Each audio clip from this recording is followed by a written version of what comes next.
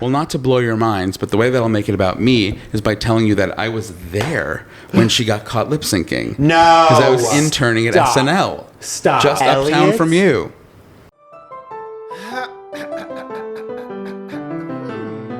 Oh, no. Greg? I thought this was a duet. Oh, so you're just going to sing all the parts? Those are not the right sounds. Can you hear me?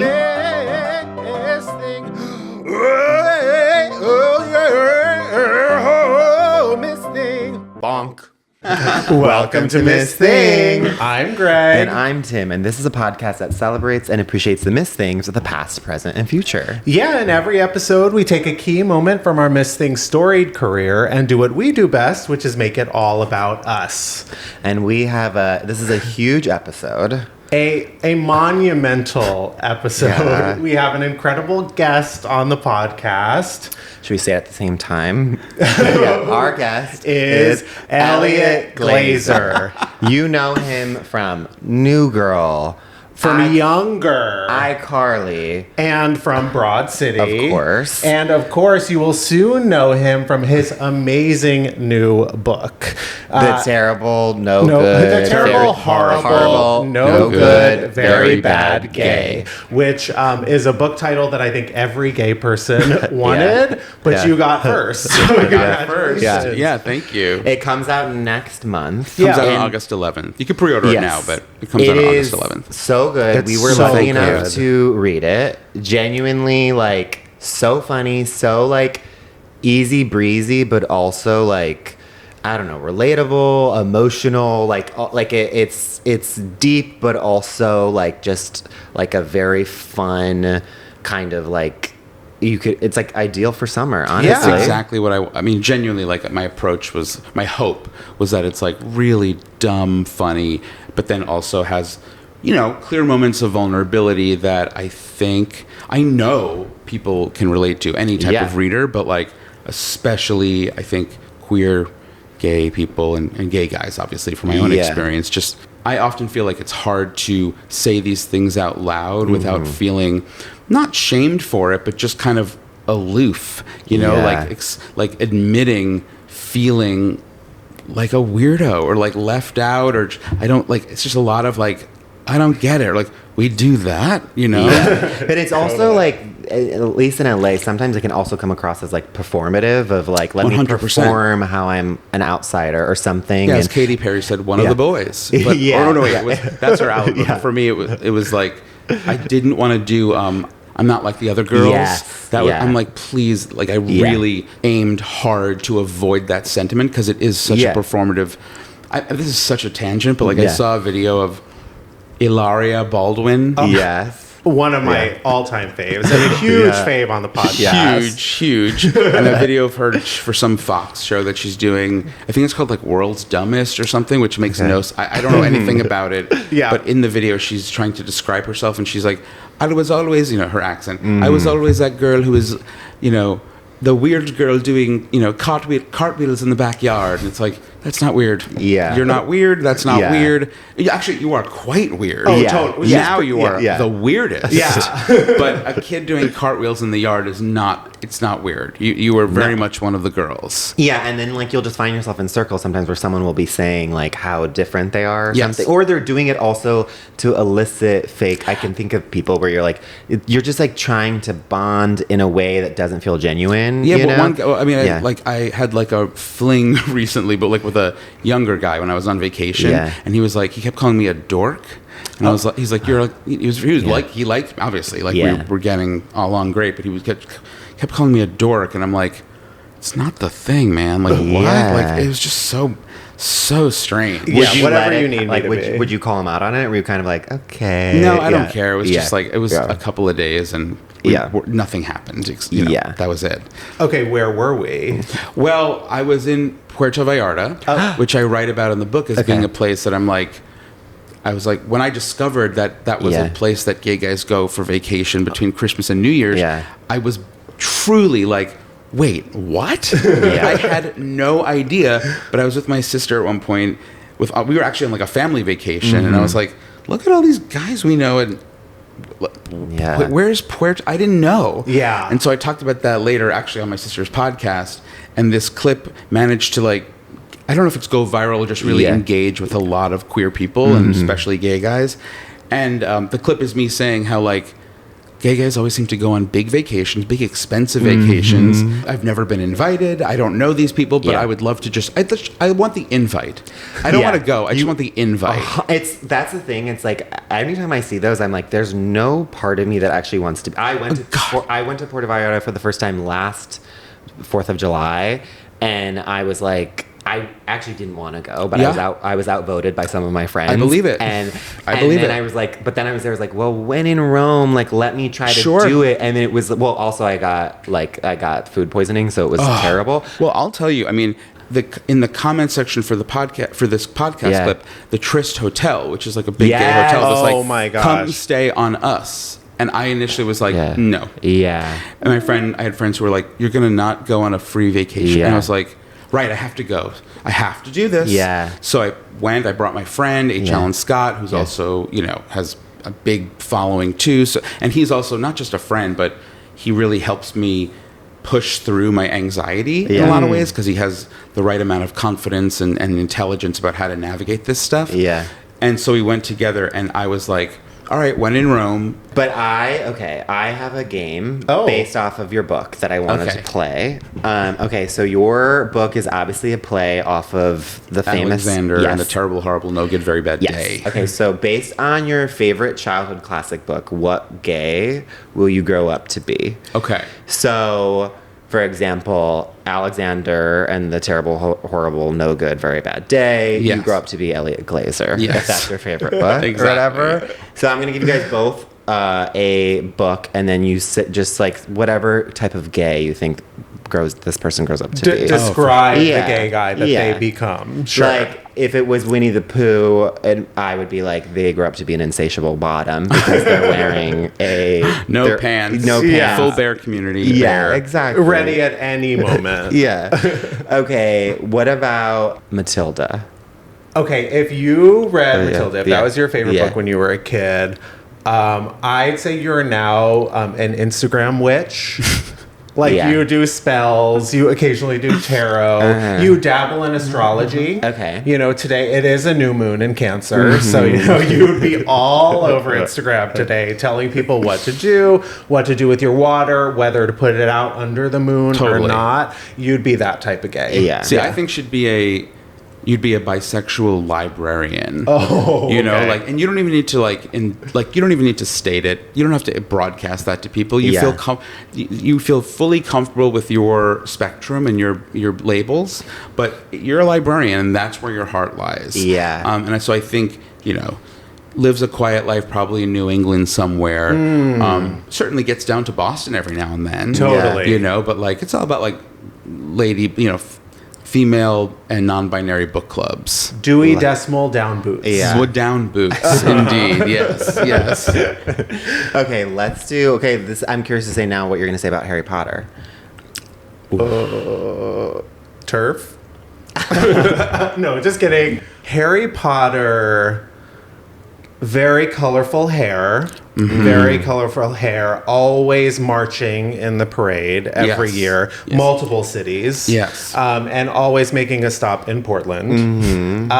You have a very collegiate, but like not your own college, like a fake college. You have that poster on your wall. Yes. Like a diploma from there. Totally. Yeah. You're very like education forward and proud of that. Yeah. Love that. I think it's like, I don't know why this is what strikes me, but I feel like you're the kind of person who goes to like all the Pride events. Yes. And you wear the rainbow pins or the rainbow stuff, or you buy like the rainbow from the rainbow collection at Target or whatever. You're sort of like a Nina West type, Yes. Altruistic, thoughtful, community-minded. I was going to say, and you can read into this, I was going to say, to me, they're like the Disney gay. Even though it's not, it's not Warner Disney. Brothers. Yeah, it's Warner Brothers, but it's the same energy. energy of a Disney gay. That's if you what I'm love saying. Harry Potter. Yes. Okay, and then the last one, The Giving Tree. Oh, that is a you grow up to be you grow up to be a therapist. That's it. You're just a gay therapist, and you don't even make videos for Instagram and TikTok. You don't do that. You would think that's tacky. That's beneath you. There are gay therapists that don't make videos on Instagram? Not that I know of, but definitely the ones that grew up from the Giving Tree. Wow. Yeah, I definitely think, you volunteer, but if you're volunteering, this isn't the non-therapists who are volunteering, they are posting it on Instagram. Absolutely, they're posting it. Yeah, 100%. Volunteer once a year. They get a lot of footage from that letting day. you know. Yeah. They set up the camera. They set up their phone. It's all for the gram. Totally. Even though they're somehow a practicing therapist. One of my really good friends had a therapist recently, like in the last 6 months, who he had for a year. And then one day he was looking at porn. Oh, no. And he saw his therapist in a produced, not OnlyFans, a produced studio porn. And I was like, did he? And he was like, literally, you would have no idea. He is so professional as a therapist. But I had to stop seeing him because obviously I couldn't stop seeing. And I was like, that is why. I mean, I don't know, but it was one of those things where I had so many questions. And he was like, I saw him 2 more times after it, but the whole time I was like, I've seen things I can't see. Oh my God. I don't know what to... Again, if you want to come from a good place, it's like, well, he pivoted careers. Sure. He did. I think he was actively doing it. It was just, but he was being very private. Because it was a release date. I asked him, he was like, the release date was this month. Okay. I just assumed it was an old. No. It's like he has 2 careers and he's compartmentalizing. Where it's like he's not on Instagram. He's a very professional therapist, and then on his off time, he's also doing porn. Well, he's not on Instagram, so that is a plus. Wow. Okay. Could you still see your guys' therapist if you found them doing porn? No, I couldn't. I mean, honestly, not because I think porn is bad or that him doing it is bad in any way. I just couldn't handle knowing that much about him and having seen him as a cum and dump. Also being exactly. My therapist, the cum dump. I can barely do in-person therapy. I can only do Zoom therapy. I can't even know that you have legs, let alone you're in porn. I don't want to know. Yeah, I don't know what he might say that would make it less weird for me to know what his insides look like. Sure. Yeah. Yeah. Depending on the video, of course. I mean, listen, let's see the work first and then go from I didn't ask. It could have been very tasteful. Who knows? And times are tough, you know? Everyone... I get it, you know? But give us 6 months and then maybe people are watching a podcast where they... Okay, so I think it's time for our next segment. Dog Mom Sauce, a.k.a. Doll of the Day, Mother of the Moment, Sister of the Second. Our first and most famous segment where we take a person, place, or thing that we are currently super obsessed with. And I can go first. Sure. You guys feel like are both going to roll your eyes because I'm being a classic gay, announcing that I'm obsessed with the new pop star that no one's heard of. Oh, God, which is just such a trope. But have you guys heard of Maris? No. Maris, all caps. Oh, okay. That sounds like a scientific sort of particle collider. It's I thought it was famously Maren Morris. Oh, but right. It's not. That's where my head. That's where my thoughts went. Yeah.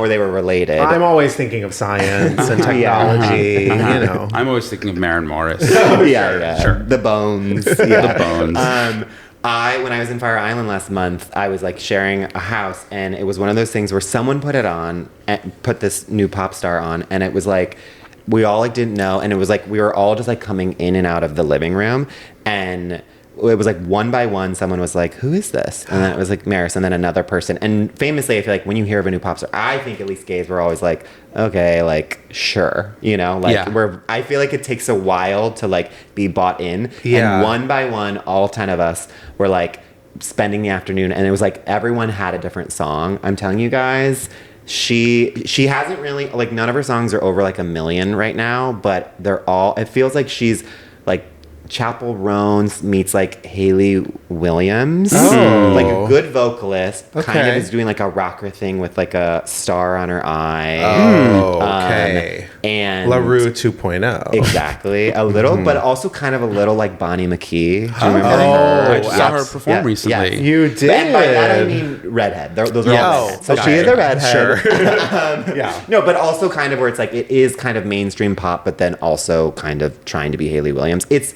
great. Everyone go listen to her. My Body on Fire. She just released that this summer. It's such a good, feel good, like pop anthem. That is the best way to learn a new artist. Yeah. When someone is playing them casually, that's usually me. I like Yeah. to be that person. Like, Yeah. but I'm too busy being like, are you listening? Oh, like yeah, when people understood. walk in. Totally. But Greg, what is your Dad Mom sauce? So my Dad Mom sauce, not to be like the biggest Jonathan come lately, but it has to be Widow's Bay.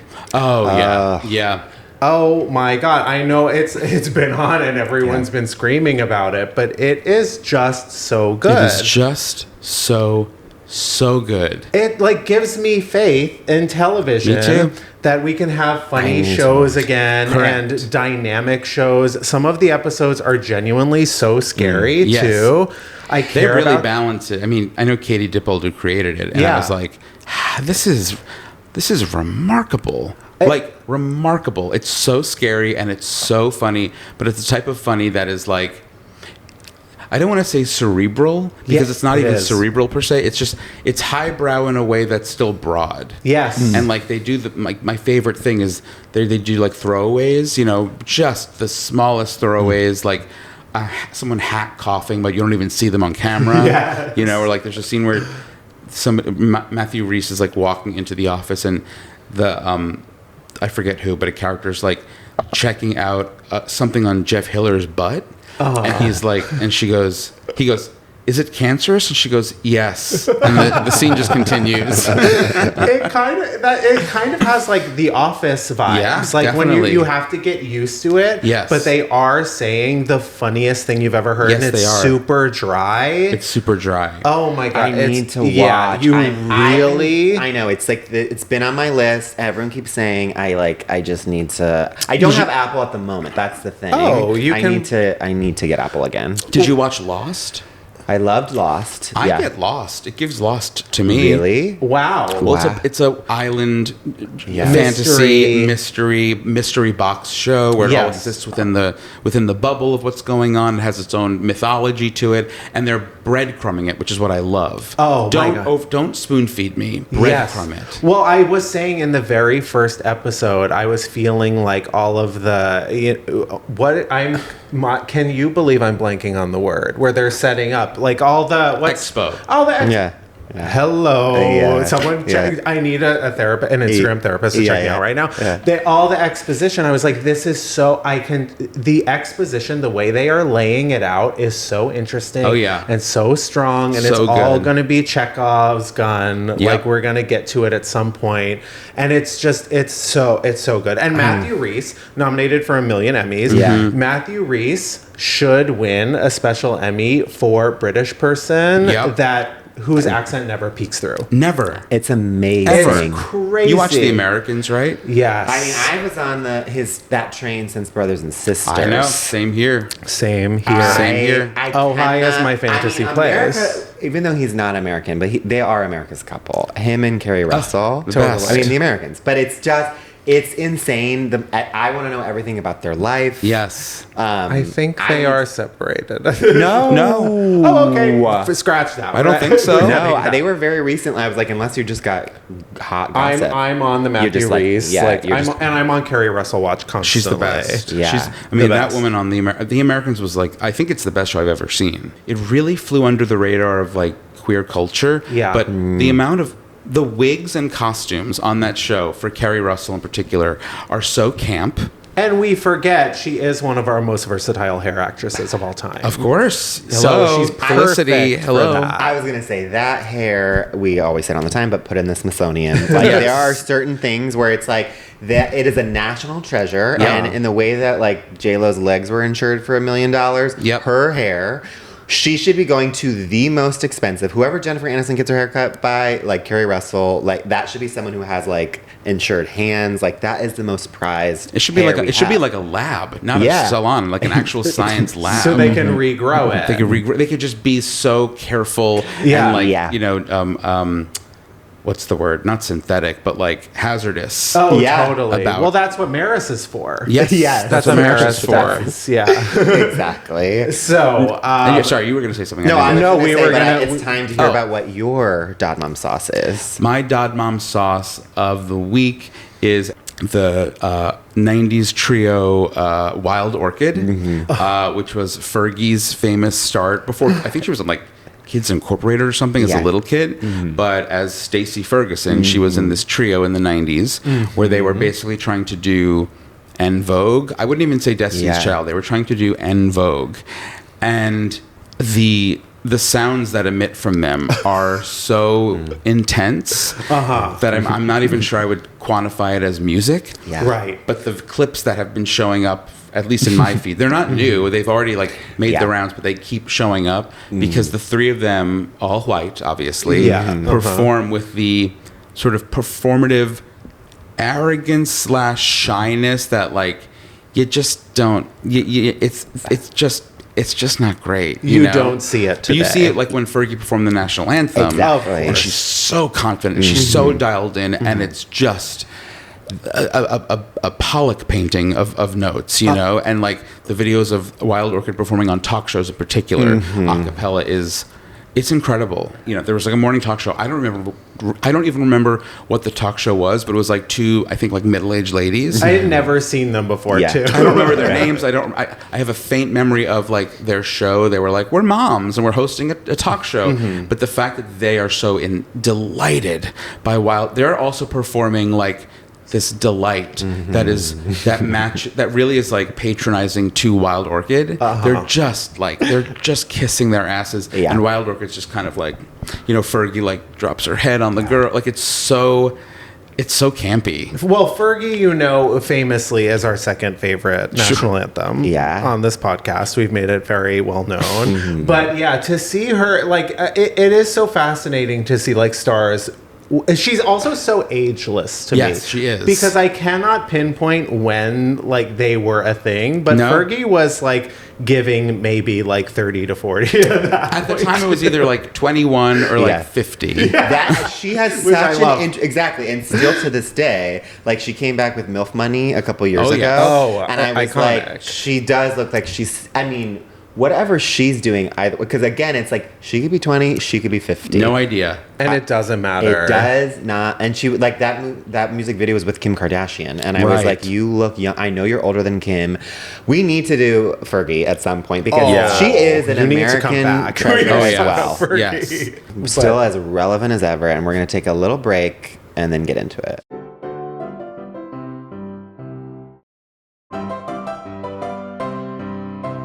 We're back, and it's time for our Miss Thing of the Week. This is someone I have been waiting to do. I'm so excited that Eliot... Oh, I'm wearing her shirt. Don't touch me. I'm holding hands. I'm so overwhelmed. I was like, are we doing this? Yeah. But yeah, again, if you're not watching the YouTube, you're only getting a third to a quarter of the story. A fourth, he likes to call it. But yeah, Tim is wearing this our is one Miss of my Things ultimate t-shirt. Girls. Like, she formed me as a preteen.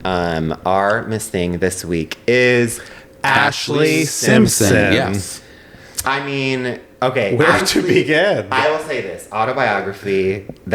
People don't take it seriously enough as a top to bottom masterpiece. And I'm always saying that. I know you love. I still remember where I was when I heard Pieces of Me. Where were you? I was driving. I'm from Long Island. I was driving home from, I think, the city, and Pieces of Me came on, and I thought it was Gwen Stefani. Yeah. And I was like, this song is so good. It was so catchy right away. And then to learn it was Ashlee was who is this? Yeah. Who is this person? Just talk about, like, at that time, like, Jessica Simpson, this was like 2003, 2004 is when she arrived on the scene. And that was when Jessica Simpson was like the America's #1 sweetheart. Yes. Newlyweds. This was the Chicken of the Sea, Tunagate. Yeah. It was like, and she had already been so big. And then for Ashlee to kind of come, and Ashlee got so big that she eclipsed her totally in a way that is so impressive. Of like, not like that you need to eclipse your sister, but just that like, I feel like at first people probably just thought like, oh, she's getting a deal because it's her sister, right? And then to actually be like, she wrote a very relatable record that maybe I think Jessica is the epitome of a pop star who it's like she has those vocals, very famous vocals that we've talked about here. Wait, say that again? Seriously, what'd you say? That she has what? Those famous vocals. Ashlee's? No, Jessica. Jessica. Yes. Yeah, Jessica's vocals forward. We do need to talk about the Pum video. Oh, but just saying like that she, you know, Jessica Simpson singing Angels or something, and then you're like, and then her sister comes along. You think she's not her brunette sister. Jessica's sister. the blonde, the brunette sister. Who's a little punky, who's a little bit like edgier, a little bit the black sheep of the family. And just she was giving Osbournes to Jessica's Newlyweds. And it's also like you can have a like that your talent can be similar but different. That you don't need to be like it was cool. I remember at a young age being like, you would almost think that she's gonna try to go for the same vocals or something, and then it's like she knew she was like, I don't the same vocals. Wait, this is actually I have such a question. Yeah, go. Are you more of an Ashlee Simpson or more of a Jessica Simpson? I'm more of a Jessica. Oh, okay.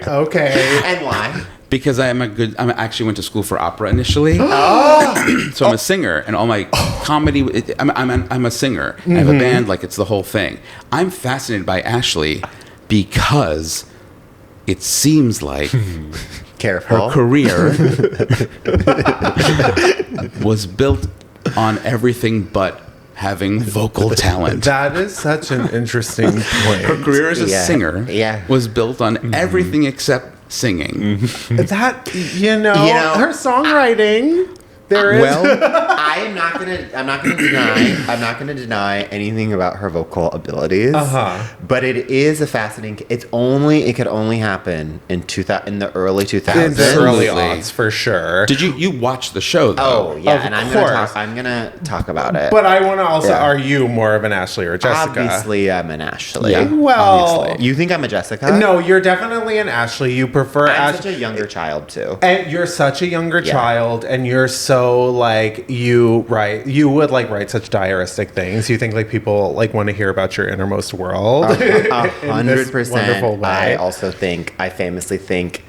Listen, I don't know this for sure, and I mean this in the most positive way, but I think that she's had the best nose job of all. One of the best nose jobs. Like, and not that you even need to, but I remember being like, she was beautiful before. Yeah. And then I remember being like, she got that nose job, and I was like, some people ruin their faces and either way, but I was like, what a great nose job.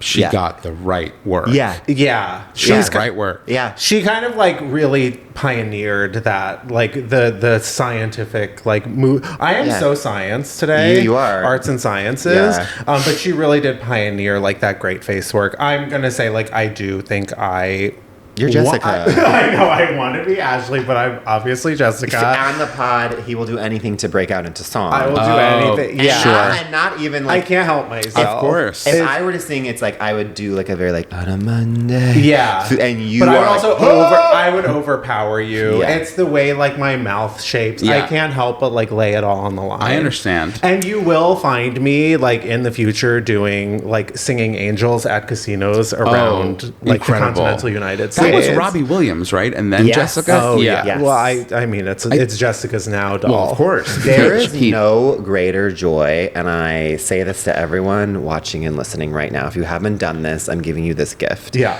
Go on the nearest highway.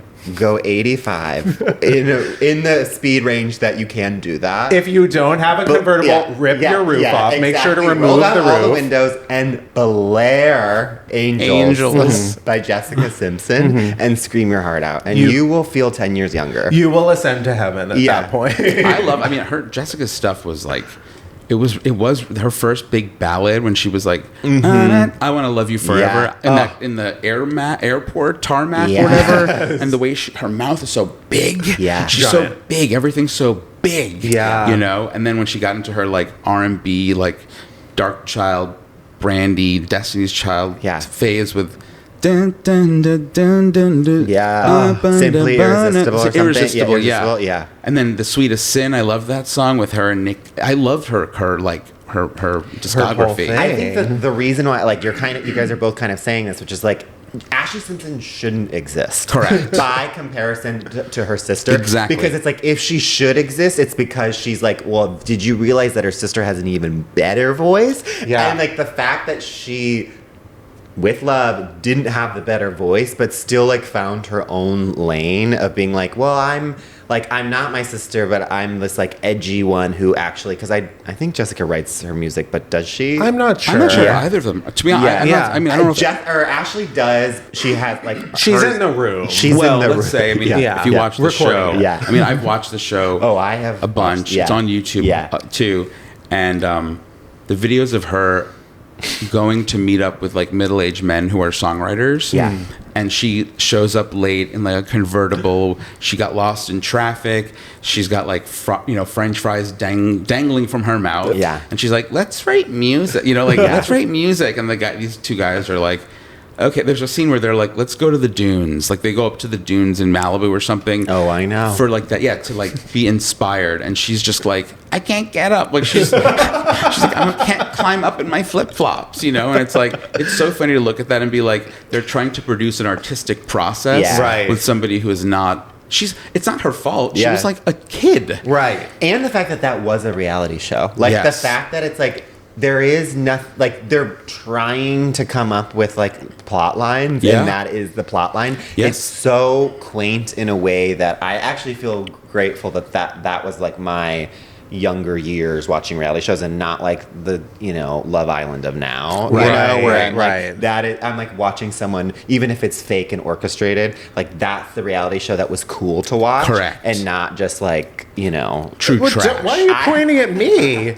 Because I know you love Love Island. So the greatest thing about that show though was like the whole premise of the show, the Ashlee Simpson Show, was like, she has like baby voice and vocal fry. It's very of the time, and she's like, come with me as I record my first album, or like write my first album. And it's like, you've never heard anybody in their life be like, join me as I make the first piece of art. Yeah. Right. Like that doesn't exist. Right. Come along with me as I do this thing for the first time that's supposed to be like artistic and autobiographical, literally. Yeah. And it's so it's such a machine. Yes. It's such a factory that her dad is, I think, Joe. Papa Joe is just completely manufacturing on his own, image-wise, music-wise, comparison to Jessica-wise. So it's so, in a way, I also found it really dark. Oh, yeah. Because he's also selling out Ashlee. Selling Ashlee out at every turn by making her look like a fool. The product of a relentless gay father. Oh my God. Papa and Joe. Fashion icon, though. Fashion icon. Yeah. A famed photographer of twinks. I knew that. He's big and gay and like definitely I knew that. I didn't know about the photographing of. If you look at his Instagram, or at least the last time I did, it's all tasteful black and white photos of twinks. Oh, we should have him do our next cover shoot. Yes, you should. But off of that, and then we'll make it about ourselves, is like, I think that's why I love her so much, is because it's like, it's so orchestrated and it's so a product of the time, but it's like, you watch that show and you like, she endears yourself because you are like, she's like bumbling along in a way that by the end of it you are like, is it gonna be a good album? Correct. And then I remember being like, wait, I actually, and sure, maybe it was like Stockholm syndrome that by the end of it you're just like, no matter what, I'm gonna love this album. But then the fact that then it was like taking off, and then the album, and it was like, wait, it's like you felt like you were along for the process, which honestly give Joe his credit, because it was like, then you felt like, I am responsible for, in a way that like other people come up and you're like, oh wait, I'm catching up to like Britney Spears is the thing I'm supposed to know. Whereas this was like when that album was Avril released. Light. Yes. Yeah. And but you were like very much like you're like, wait, no, like I have to buy this album. I watched the this music's show. good. I mean, it was a full package. Yeah. But I think ultimately, like her downfall when she was caught lip syncing, which by the way, who doesn't lip sync? But I know. it was what it was. That was like a Grecian tragedy, and she obviously couldn't recuperate from there. Or like rehabilitate her career. I think she did. I think she did fine after that, but it certainly wasn't what it was. That was the. But like, I almost feel like I want to blame her dad for that. In that, it's not that he set her up to fail, but giving a kid who again isn't really a singer the responsibility of being like a pop star and a singer, I think made it. I just felt bad for her in that regard. I will never forget where I was when I saw that video for the first time. It was like late at night. It was that Saturday. Or I guess Sunday at that point. And I was at an NYU dorm and I was like watching, someone was like, something happened to Ashlee Simpson tonight. Something happened. And I'm like, well, what happened? Right. And they showed me like this weird YouTube, maybe it was on Gawker, like doing like a special report about what happened to Ashlee. And I remember like feeling so violated watching it. Grotesque. And like the jig. The jig. Well, the jig was up. around the world. we should learn the jig and do it for TikTok. Yeah. I mean, in the cold hard light of 2026, everyone is of course. Yeah. Well, everyone's coming back. We are so happy to see her you back. saw her. Though. Yes, we saw her. I saw her. I'm wearing, as the Gennifertias know, I saw her in Vegas with my sister when she did like a little small show last summer. Like a genuine. Because my thing, which I'll get into in my story, was like I wasn't like. I loved Ashlee while I was like closeted. So I had to pretend like I didn't love her. And so then it was like fulfilling my inner gay child of being like, I desperately wanted to go to the concert and all my friends got to go, girlfriends, and I didn't. You were like, no, it's not for, it's not for me. Yeah. I'm just a dude. I guess I like the show. I'm into like Puddle of Mud, really. Like Nickelback. And so this was like, to me, like there's something it's the Hillary Duff of it all too. Of where course. it's like seeing that and then seeing her at, I mean, you saw me losing my mind to those songs at We Hope Outfest. Pride. Out Loud. Yeah. Well, to your point about her like not supposed to have, like the idea that Ashlee was not supposed to have happened as a musician is parallel to the fact that I can't believe we live in a world where Ashlee Simpson spends Thanksgiving with Diana Ross. I know. And then Diana's like, Yeah.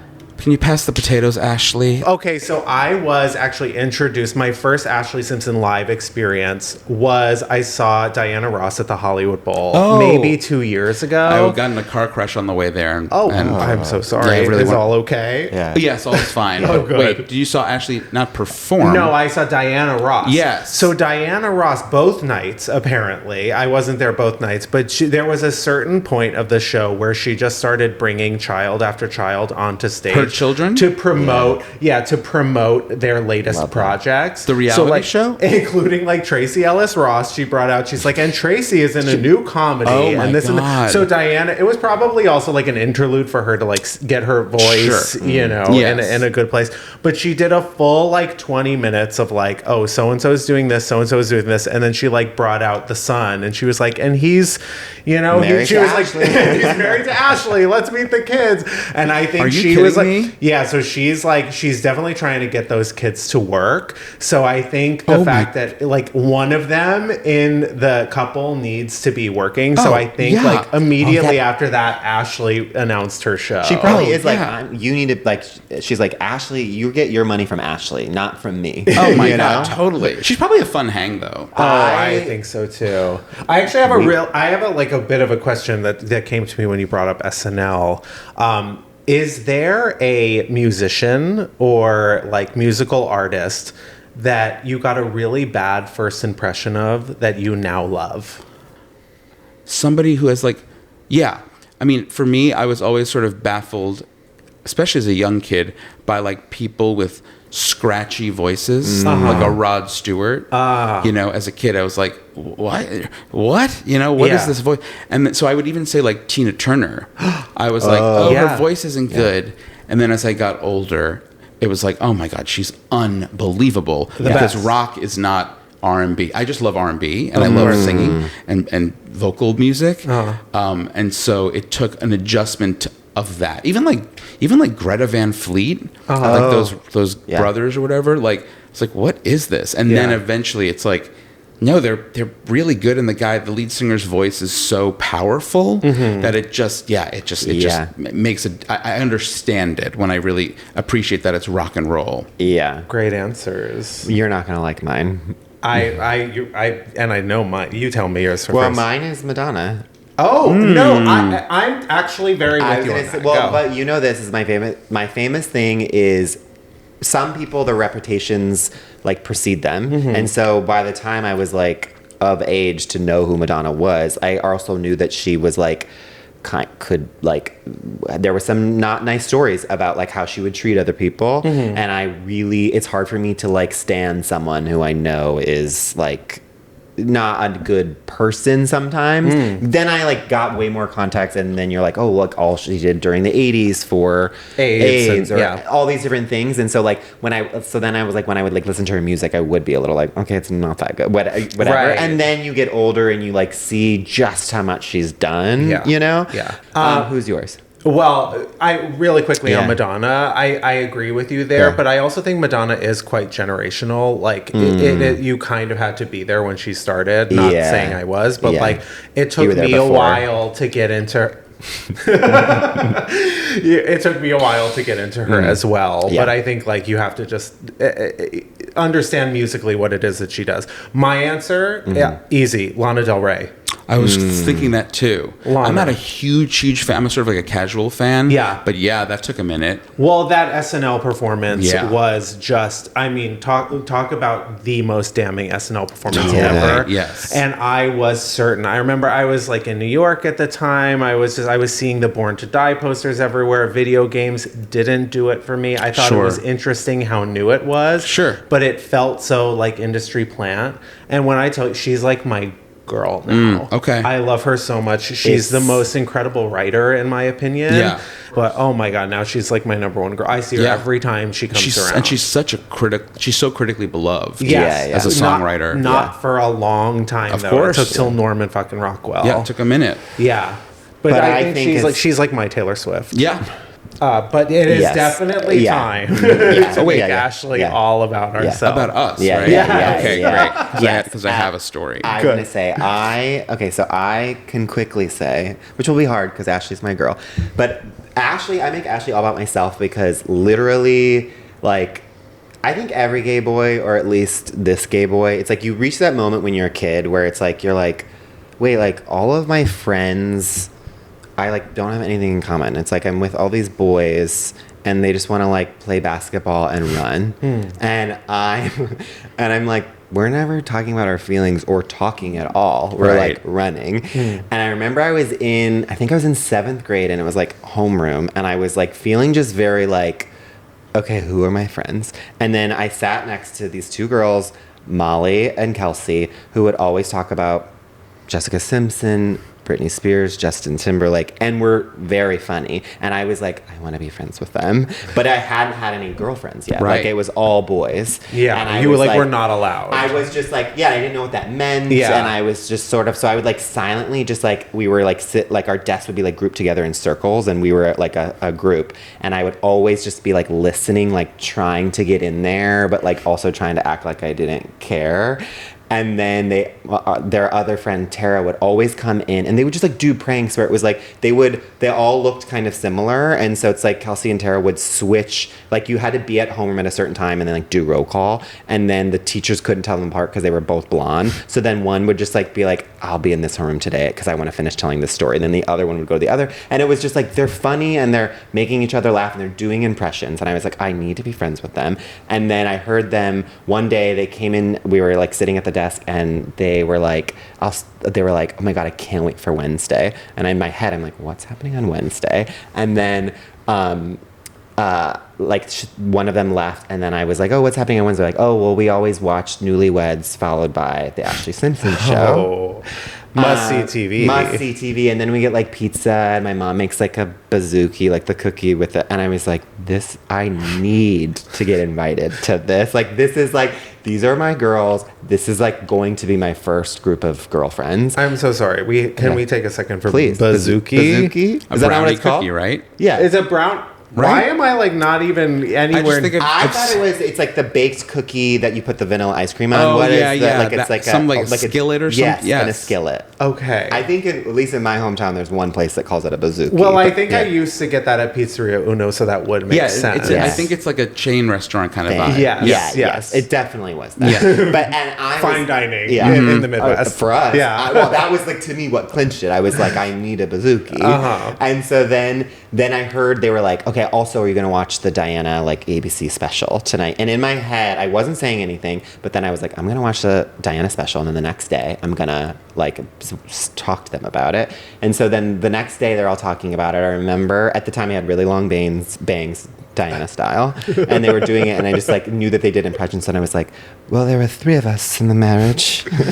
Famous quote from Diana. They all laughed. They like called Tara in to be like, you have to see Tim's impression. And then it was literally like night and day. It was like I was in the group. They're like, you have to come. So they called it Wednesday Club, very inventive, WC. They're like, you have to come to WC. And it was like, then I went to that night, and it was like, I don't know, I never looked back, where I was like, wait, these are my friends. This is the, like, I don't have to pretend to, like, have surge and, like, run around and not. And then and also I was like, wait, I can just, we all had our own individual blankets. We would watch the Ashlee Simpson Show, talk about literally, like, is she dating Ryan Cabrera? What's happening? And it was, like, the first time where I genuinely felt like, okay, I'm not, like, fully okay being gay, but like I'm on the right path of like this is like okay, this is where my life could be, and I'll never be friends with boys again. I'm straight boys. Yeah, and that's why I'm like, Ashlee to me was like watching that show, I just felt like so like myself, where I was like with girls, and they were also like, they clearly knew I was gay, but that serves that to me is what served the purpose. Is that even if I as an adult, or grown up enough then, early 20s, but like even as an adult now, if I can look at it and be like, you know, can judge her voice, I can look at that and like with that story, it's like, right, she was a very commercial version of alternative that was created in like the Simpson factory, and yet it worked because it gave you an outlet to feel punky, special, a little different. Like it gave you that, you know, it wasn't Britney or Christina. It was like something a little left of center, and that gave you that understanding that like you could follow. There was some path that you could follow. So I appreciate that. Yeah, and it wasn't like quite your gay awakening. It was your gay best. It was your gay best friend awakening. Truly. But Greg, how do you make Ashlee all about yourself? Well, when I think of Ashlee, of course, my mind immediately goes to SNL. Unfortunately or fortunately, it was just such a cultural moment. And of course, I was thinking, I think like, that must have been so much pressure to take the world stage at such a young age, as you were saying. And that, of course, reminds me of a time when I did my first community theater show in New Jersey.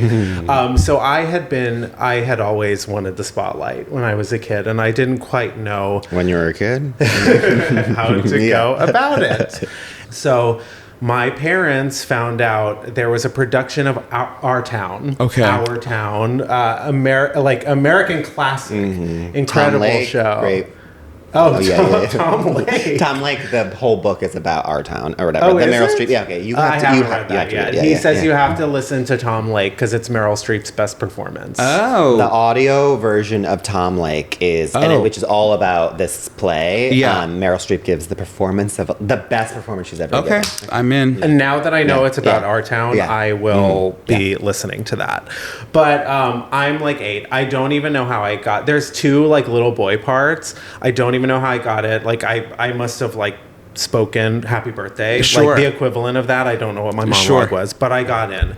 And leading up to the first table read, I was told that there would be a Boston accent needed. Oh. And I'm like 8 years old. So I'm like, what is that? And where is that? Right. And what does that mean? And people just kept going, "Pak the car." Pak the car, yeah. And I was like, but I'm too young to drive. Sure. Like, someone else do that. Yes. That looks scary to me. I had no idea. And I have a very like tenuous grasp on like reality as it is, even at this age. I rarely know where I am. But I remember so vividly our first blocking rehearsal. And on top of the Boston accent that I needed to keep in mind that I knew nothing about, I also learned at that night that our town is done completely without props. Oh. So it's a lot of like, have you never seen the show? It's completely like pantomimed. Oh. So everything, there's nothing actually on stage besides the actors and their costumes and like a little bit of set. Oh. But everything is like my Waterloo, like I'm doing this. And I remember even at 8 years old, like I was really not grasping it. Sure. And I could feel the director being like, "Who is this child that I've cast?" How did he get here? Yeah, how did he get here? And I remember at the end of that rehearsal, my mom came to pick me up. And the director took her to the corner and started talking to her. And I was like, well, that's interesting. I must be like doing so amazing. I guess I'm going to get a bigger part. And, so she's like, I think I remember the last thing I remember is like, were you having fun? And like, I was like, I'm not sure. Cut to 8 years later, I'm sitting with my first boyfriend, also named Greg. And somehow he does like a Boston accent, and it comes up that he was in a production of Our Town. And I'm like, I was in Our Town. I was in that. And at that moment, I flash back to that rehearsal and realize I never was in Our Town. I actually never went back. I think that director took my mother to the corner and fired me. Oh my God. God. And I blocked it out, and I didn't even realize until I was sitting with my first boyfriend, who was the other boy in the show. He was your understudy, essentially. I know he played another part. But Well, he was the boy from across the street, Right. who I do not know Our Town that well. Sure. Still don't. He was in that. Wow. So I'm thinking, like, thank God. First of all, I never took the stage in a way that would have humiliated me until I was ready. Right. But second, I never would have been with my first boyfriend if I was actually in that show. Of course not. Your whole life. You would have been so famous. I'd still be a virgin, probably. Of course. But that's also like what I think about that is like how sweet your mom must have been, because she clearly cushioned it so softly that you didn't even register that you were probably She was fired. like, the show's She was closing. They're not doing it. She was probably like, actually, we're busy. We have some things have come up, and so we're not going to come back to, because like that, the fact that it must have been so non-consequential that you didn't get like your feelings hurt. I think I was so lost and so like bamboozled by the whole experience that I was probably like, thank God I don't need to go back to that place. That's so cute, though. Wow. But the fact it had been so blocked out of my mind that that's remarkable. It was crazy, but of course that's what Ashlee Simpson. That's how I make Ashlee Simpson all about me. Wow. Well, not to blow your minds, but the way that I'll make it about me is by telling you that I was there when she got caught lip syncing. No, because I was interning at SNL. Stop. Just uptown Eliot? from you. Yeah, I was there, and as an intern at SNL, we had to stay on the 17th floor, which was like the production offices, were the writing offices, when the show itself was filmed on the 8th floor, famously. Again, the people who are not watching this, my mouth is literally on the floor. Yeah. Okay, keep going. Yeah, and so I was an intern there, and for the most part, interns were not supposed to be on the studio floor on Saturday nights because they needed tapes run back and forth, so nobody could really hang out there for the show. Right. But when that happened, I was like, nope, I'm going down. And I went down just to sort of like, pretend I was busy, but like just to really catch what was happening, And she was, poor thing. I mean, she was a wreck, obviously. Of course. And she was like, sobbing, but like in the hallway, which I remember being like, why aren't they in the dressing room dealing with this? But it had just happened. And I remember very distinctly her dad being like, we're going to blame the band. We're going to blame the band. We're going to blame the band. Or manager, whoever was there. I remember it was like, we're blaming the band. That was the plan. And then they went out and she blamed the band.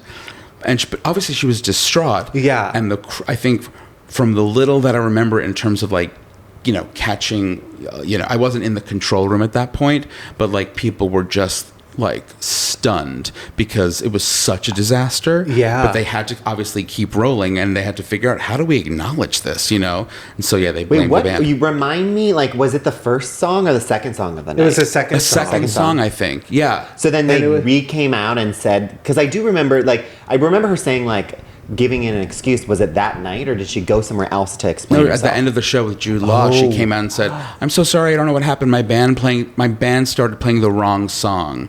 And it's like, well, that's not an explanation. Right. Like, that doesn't make any. What do you mean playing the wrong song with vocal track? It doesn't make any sense. Right. And so I think what was interesting about the Ashlee Simpson show after that was that she couldn't really explain away what was going on. Like, you could say acid reflux, you could say my throat, you could say the band, there was no real explanation. But also at the same time, the hunger to crucify a girl, a young girl, a pretty girl, and any type of woman basically by the culture is and also was there was a bloodthirst for it. Janet Jackson, just there was a bloodthirst that was so misogynistic that there was no way she was gonna rehabilitate from this. I think that's the other, I always respected that it was like, she now pokes fun of it, she like jokes at her, and it's a thing where I don't know, like there at the time, I'm sure you're gonna like come up with whatever excuse. It's an emergency. Yeah, but just that, like,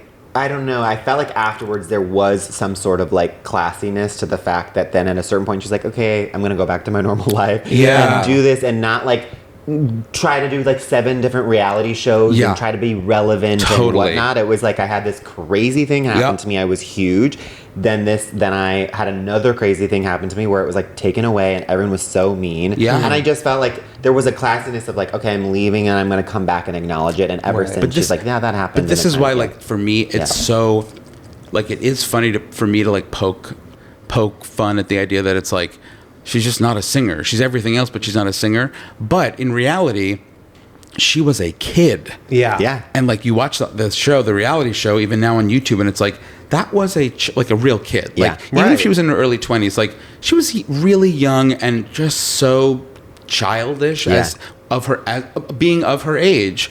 And so the idea that happened to her, I just feel for her. Yeah. Yeah. But I think it's time. I need to recover that story. I'm sorry. I'm going to be thinking about that for the rest of my life. If we had 4 hours, I'd want to know so many of your SNL stories, but we're going to take a break.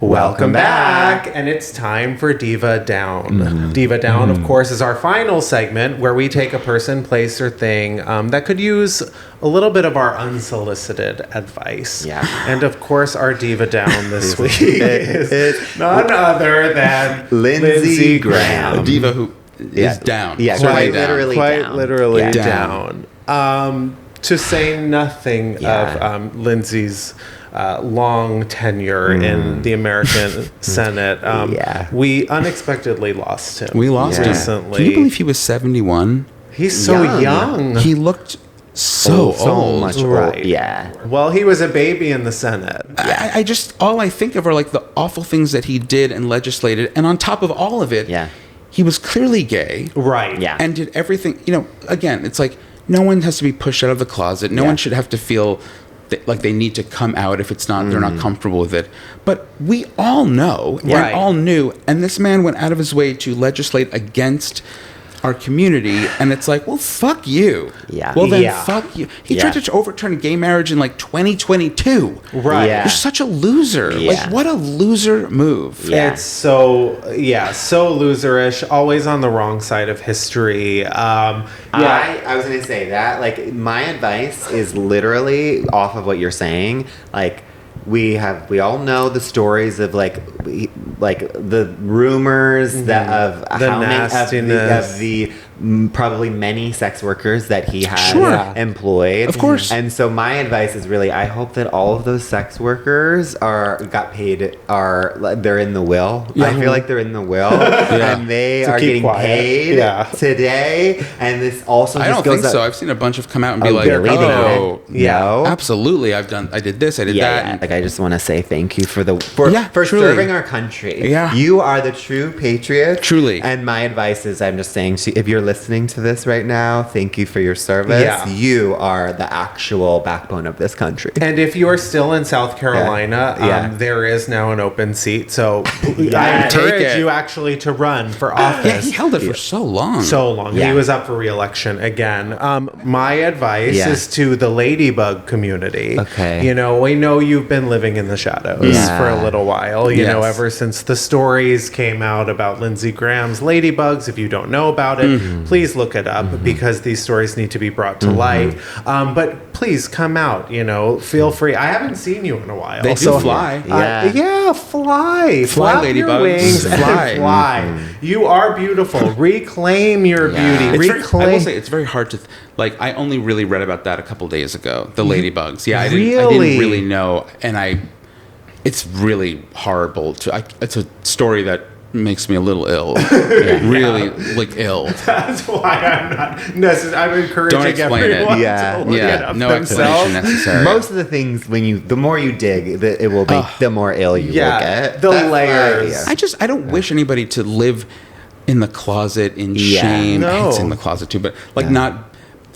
I hate the idea of somebody feeling as if they can't be honest about themselves in that way. But also, not everybody should be like, "Here's who I fuck." You know, you don't have to do that either. For me, it's not even about that. It's just about all the terrible policies that he's pushed and the agendas that he pushed. I'm sure some were not awful, but he pushed terrible things. Yeah. You earned every hate tweet that you have received because this is what you chose. Yeah. Right. You chose this. Yeah. This is your history. This is your history. Yeah, I know you don't want people reading books anymore, but But speaking of books, Good segue. Yes. we've got Eliot's amazing new book. Thank you. August 11th. August 11th. 11th. Yeah. Pre-order it anywhere you can now. Anywhere books are sold. If you like to laugh, you're going to like this book. If you like this podcast, you're going to like this book. You're going to love this book. So go do that. Where else can everyone find you? You can just find me at eliotglazer.com or Eliot Glazer on Instagram. And the book is available at bit.ly/verybadgay. But for some reason, it's case sensitive, so it's capital V, capital B, capital G. But you can find it on my website, Instagram. Go to the website and Instagram. You can buy it anywhere. Yeah. Absolutely. And you seriously buy it. It's so good. You're going to love it. Yeah. And you can find our podcast on, if you're listening to it, obviously you already know. But what we are going to ask you to do is please rate and review us. Leave us a comment. Yeah. On Apple Podcasts, Spotify. Follow on YouTube if you don't already, because you're famously only getting a third to a quarter. Famously, Tim says a fourth of the story. It's a fun watch, too. Oh. Because you guys just look so comfortable, and the vibe of the apartment is beautiful. Thank you. Not everything is always, not every podcast on YouTube is always fun to look at, but this is. Guys, listen to Eliot. Come watch us. This is a published author who actually finished a book. A very esteemed author. How many gay guys can say they actually finished their book? I don't know. It's me, David Sedaris, Augustine Burroughs, the end. Yeah. No, actually, I should also put, if you haven't had Ryan O'Connell on, his book is incredible. Oh, yes. Incredible. Okay. That's good to so know. funny. Yes. Thank you for being here. Thank you for having me. Also, Cynthia, we have to end the episode. Yes. Cynthia, we love you. Sure, you're training for some incredible new for role. probably a marathon. Yeah. Yes. And a marathon. We love you. See you next week. Bye. Miss Thing Podcast is created, executive produced, and hosted by Greg Trimmer and Tim Zintek. It's produced and edited by Benji Simons. with cover art and additional creative support by Claude Zines. Follow us on TikTok and Instagram at Miss Thing the Pod. New episodes drop every Tuesday. Watch on YouTube or listen on Spotify, Apple Podcasts, or wherever you get your podcasts. Please subscribe, rate, and review, but only raves. Strictly 5 stars and above. Follow Greg at Greg Trimmer and Tim at Tim_Zintek on all social media. BONK!